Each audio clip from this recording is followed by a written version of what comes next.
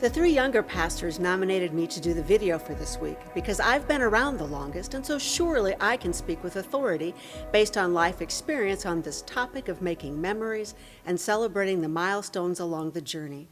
Being the oldest, I have had longer to live through the difficulties, like being embarrassed about running out of wine at the wedding feast, and then being surprised by joy when God's blessings overflowed. I've been around long enough to know that the stuff that makes you anxious, the stuff that keeps you up at night, blows over. There will be an opportunity to celebrate again. Things that you fretted about in high school are now the things that you laugh about at your class reunions. The older I get, the more I value those high school relationships. There was a time in my life when I was so busy raising a family and building a career that I didn't make time for those relationships that seemed in the distant past. But now that the nest is empty and the career isn't as worrisome, I've had several of my high school classmates call or email to reconnect. It is so much fun getting together. There is the joy in shared memories and reliving the things we did when we didn't know any better. There are other things to celebrate in life, too. Having grandchildren has reminded me of the importance of birthday celebrations. Before grandkids, we'd quietly celebrate with dinner or go to a movie, and that was nice. But now we have a party, and the parties have a theme. Superheroes or princesses, and friends come, and the parents of friends come, and the in-laws and the outlaws, and everybody shows up because it's a big deal when you turn 6. It's a way to mark the life's milestones and recognize how they are growing up. It's a reason to celebrate family and relationships and our love for each other.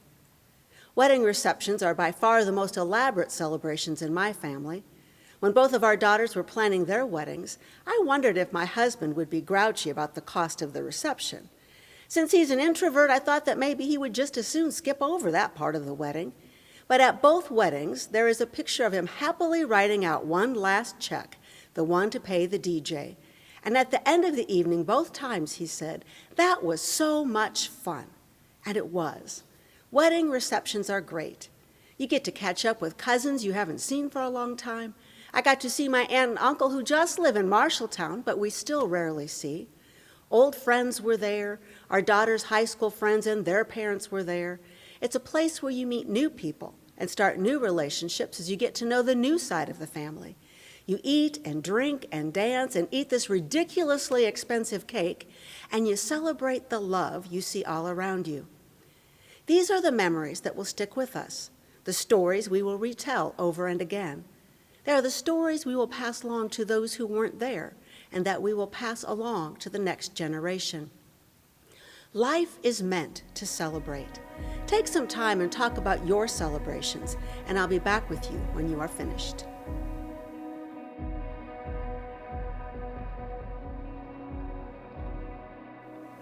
After a family gathering in which we had all celebrated and enjoyed being with one another, my grandmother would say, "Why do we always wait for a wedding or a funeral to get together? We need to do this more often." She was right, of course. We should do these relationship-building celebrations far more often.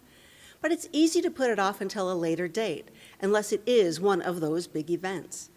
We should be more intentional in nurturing our relationships, find reasons to get together to celebrate. Simple things like the sun came up this morning or it's Sunday afternoon. Here are some ideas. Make a lunch date with a friend. Put it on the calendar so that you'll really do it. I have a high school friend that lives nearby, and I enjoy catching up with her. But I find that unless we actually schedule it, we don't get around to it. I have a standing appointment every Wednesday at 2 o'clock to call my friend Jessica. We talk for about 45 minutes or an hour about what is going on in our lives and our families. We support and encourage one another. We laugh together. Sometimes we cry together. And when something happens that we can't talk one week, we both miss it. The time we spend together gives us something to look forward to and strengthens the bonds of our relationship. My husband and I have a date night every Friday night, which usually means going out to eat somewhere and going back home to watch TV. But we both look forward to it. We know that is one night that we can count on to be together. After being married for 42 years and having so many shared experiences, we can practically read each other's thoughts. A sunset, a song, a picture will trigger a memory, and one of us will say, "Do you remember that time?" And the other one will say, "I was just thinking about that." Like everybody, we've experienced hard things in the years of our marriage, but there have always been good times to celebrate. The blessing from God is that good things keep happening. The more joy we seek in our relationships, the more we will find. God does not want our religion to be too holy to be happy in. Throughout his life and his ministry, Jesus celebrated people. People getting married, people being healed, people enjoying meals together. He carried a spirit of celebration with him wherever he went, as he proclaimed a God of mercy and peace and joy. The joyous feast at Cana is still a sign to us that we are to rejoice in one another and toast the world with the amazing good news of grace. Jesus performed the sign of turning water into wine at a wedding feast, and that tells us that Jesus served a God who puts joy into life, who thinks it is worth a miracle to keep the party going as we celebrate one another. Jesus started his ministry at a wedding banquet, and at the end of time, Jesus will be the host at the heavenly banquet. We are invited to a lifetime of joy, filled with many celebrations, and at the end of our lives, we will be just beginning an eternity of celebration, for we are all invited to feast at the heavenly banquet, and what a dinner party that will be. All of us together, all of us in relationship, all of us there with Jesus. The celebration truly is just starting. The best is yet to come.